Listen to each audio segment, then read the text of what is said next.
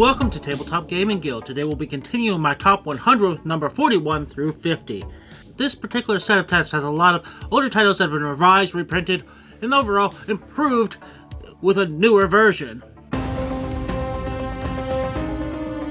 My number 50 is one of those games that has been restored to a better version of itself, and that is Stop Thief. Now, Stop Thief is a cooperative or competitive game, which is usually a red flag, but it works really well here. In the primary mode, you're using an app to simulate the actions of the robber, and the robber is going to be moving around the map in a hidden movement mechanic, and depending on where it goes, dictates what sounds he makes. The different sounds you've heard and what pattern you heard them in, you can narrow down and deduce where he currently is. That alone is super unique and lots of fun. But there are also other modes to this game. You can actually play as a thief, and you just tell the app where you are and where you're moving to, and it'll make the sounds for you, and you can try to outsmart your opponents. There's also a longer version where you can actually play with multiple thieves, and you have to catch all the thieves before your time runs out. Of all those versions, I do definitely prefer the basic version where you're competing against the app and you're working together. It's a lot of fun. It makes it easy to teach because it's cooperative. But it is nice to, once you've learned that, to be able to change it up and try a different mode and occasionally play as a bad guy. So, absolutely a lot of fun. Restoration games, as always, knocked it out of the park. Number 49 is old enough that it has a 30th anniversary edition, and that's the version I have. It's Survive Escape from Atlantis. So this is a nice lightweight game that's very tactile and has a lot of three-dimensionality to it. So in this game, you are putting down your meeples, and your meeples have different values. So you have, at the beginning of the game, you look at those values, determine where you want to place them, and you can never look at them again until the end of the game. So throughout the game, you're trying to get these meeples to safety while this island sinks, and hopefully the ones you manage to get to safety are the higher value ones. But if you've lost track of where those are, maybe you only got the lowest value ones out, and even though you got more meeples off into safety than the other players, you still lose because you got the cheapest ones out. That in itself is a cool mechanic, but what really adds to this is the production value is incredibly good. So you have this island that you're going to build up at the beginning of the game, and these are done through hexagon tiles that have different thickness based on the land type. And as the game goes, you take your turns, and at your turn you're going to remove one of those, so basically that part of the island sinks. But because they have different thicknesses, it makes it very easy to remember, okay, these lowest level ones have to go first, and it also gives it a nice, cool three-dimensionality to the island. Overall, this is an amazing game that's great for families, suitable for new gamers. You can really pull this out with any game group and it'll be enjoyed.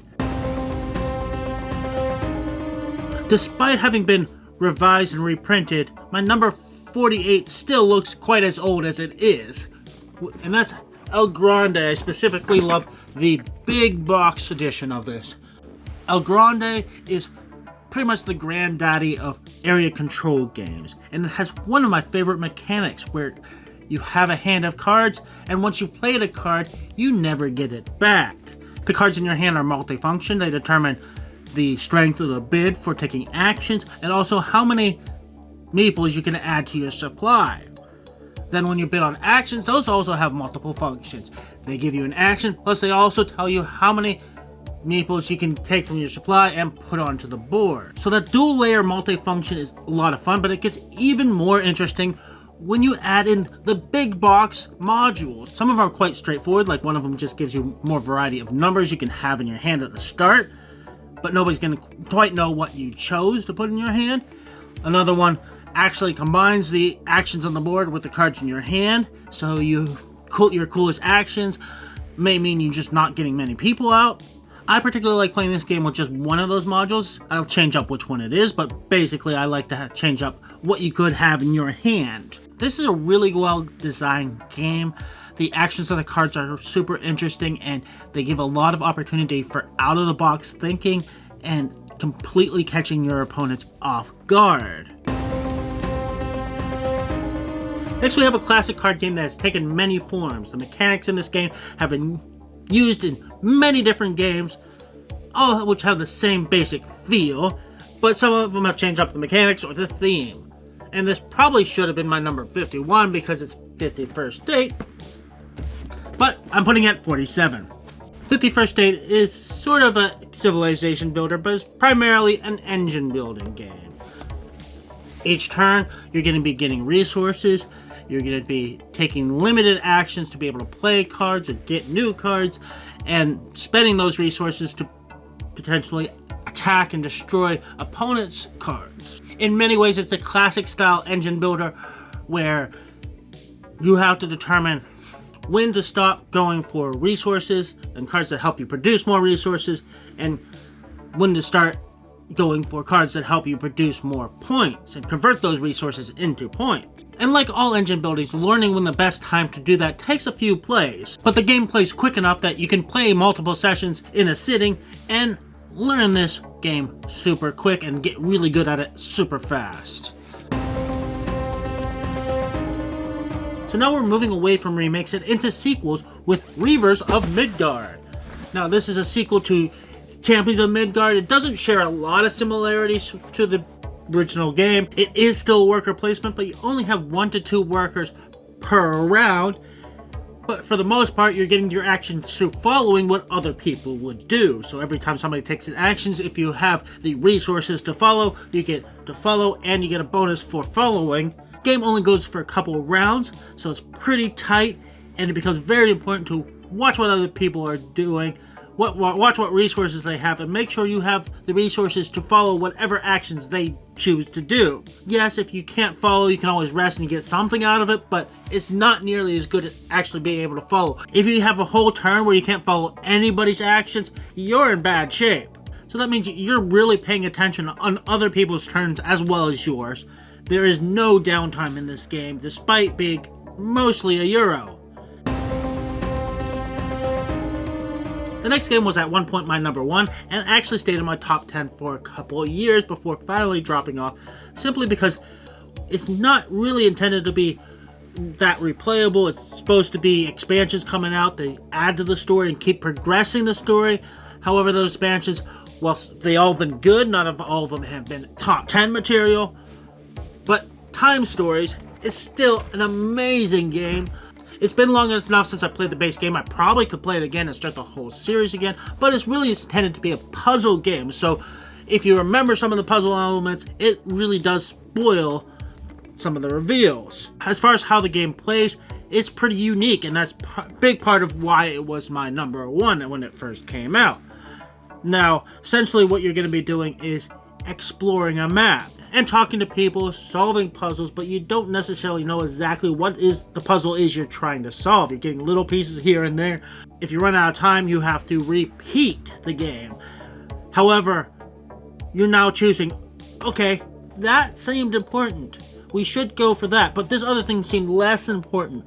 Can we forgo that and just ignore that section? So it becomes a game of increased efficiency as well as a puzzle-solving game. It's a pretty unique, can get a little bit repetitive if you fail frequently, but it does cut you off after a certain number of failures. I'm not sure if this game is directly responsible, but since this game has come out, there's definitely been a resurgence in storytelling games, and some of the ones that have come out recently have definitely improved on the formula quite a bit, so that's why it's no longer in my top 10. We are back to Vikings with my number 44, Fire and Axe. Now this takes a much more thematic approach than Reavers did, so you'll be supplying your ships and then sending them out to raid, trade, or colonize, and then returning to the harbor to resupply, all with the purpose of fulfilling certain goals. However, those goals are public knowledge, so they may try to swoop in and finish the goal that you started. So you may actually do 2/3 of what it takes to finish a goal by, say, raiding 2 of the 3 colonies that need to be raided, and they raid the 3rd one. They actually completed the mission even though they only did 1 of the 3 locations, and you did all the work. So it becomes really important how well you supply and making sure you're not taking actions that will set somebody else up to swoop in and finish your goal before you can. It makes for a relatively tense but yet fun game. So it becomes really important to plan out what you're doing, but watching and being suspicious of all your opponents. We are back into Classics Reborn with Merchants of Venus 2nd Edition. Now this takes a great classic epic pick-up and deliver game and modernizes it slightly. I wish they had put more into refining the rules and streamlining a little bit more, but that complexity in some ways actually adds to the epicness of the game. It's a game that's going to take most of the day to play, but it's not going to feel like it did. Well, as the title says, the main purpose of this game is being a merchant. You're trading resources. There is so many other things you can do with this, and you're not really forced into one particular strategy. It's got so much variety, so many interesting elements that you can play with. I could play this game over and over again, despite the length. One of the biggest strengths and weaknesses of this game is its age.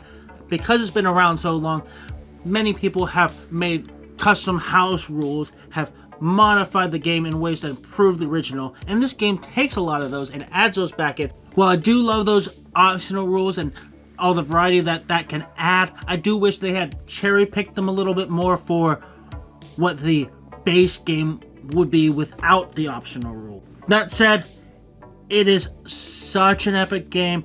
It takes pick up, deliver, and makes it super entertaining and something you'd want to play over and over again. And you could easily sink an entire day or an entire weekend or an entire week into this game and enjoy the entire time.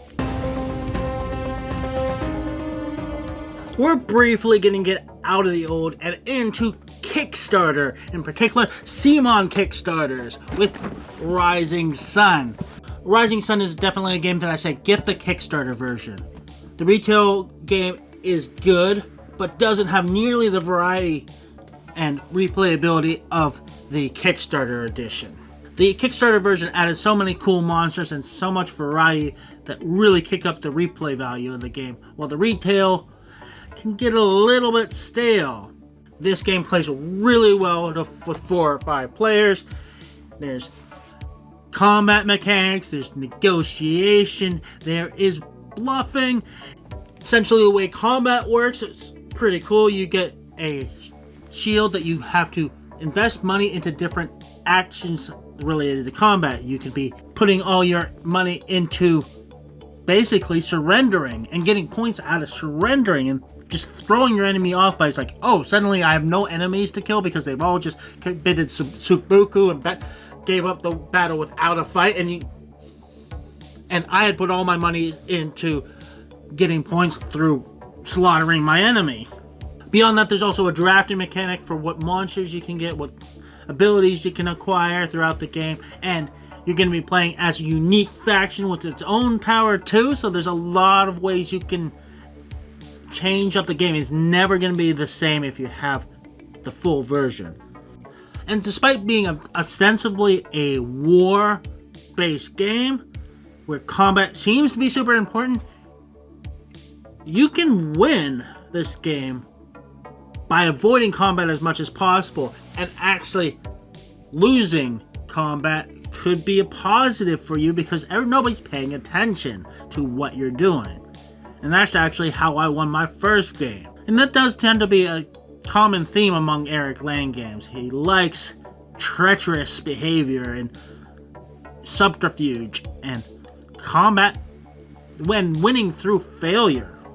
So if you can get your hands on the full Kickstarter version of this game, I'd say absolutely worth the money. Yeah, CMON games tend to be a little pricier because there's so many cool minis, but, you know, they have so many cool minis. Final game on this list couldn't be any more different if it tried, and that is Acquire. So Acquire is essentially a stock game. It uses a bingo style mechanic to place tiles on the board, building up different companies, sometimes forcing them to merge with other companies, and thereby increasing or decreasing the value of the stocks that you've been acquiring throughout the game. It definitely starts off slow as you build up these companies and you're getting new companies on the board and buying stock. But once you start merging different companies, things happen very quickly. When you merge, you have to decide whether to keep the stock for the defunct company or sell it off or trade it in for stocks for the new, bigger company. But if you keep your stocks, there's always that chance that that company can come back later and may be worth more later if you build it up. So there's a lot of interesting economic decisions, and if you like that style of game, this is an excellent choice. So that's number 41 through 50. That puts us well into the second half of the list. All these games I absolutely love. I rated all of them 9s and 10s. Anything in my top 100 would probably never leave my library. Anything at this point, you probably have to fight me to get it out of my library. Thank you for watching. Hope you enjoyed this video. Don't forget to check us out on other social media such as Instagram and Facebook. And don't forget to like and subscribe.